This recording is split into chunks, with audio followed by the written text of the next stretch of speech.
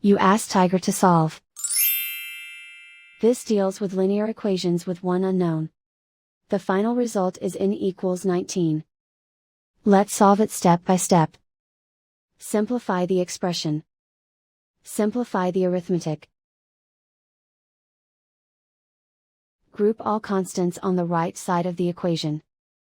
Subtract 52 from both sides. Simplify the arithmetic.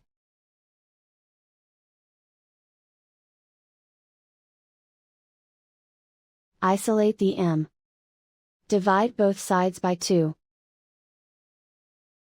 Simplify the fraction. Find the greatest common factor of the numerator and denominator. Factor out and cancel the greatest common factor. And so the final result is n equals 19.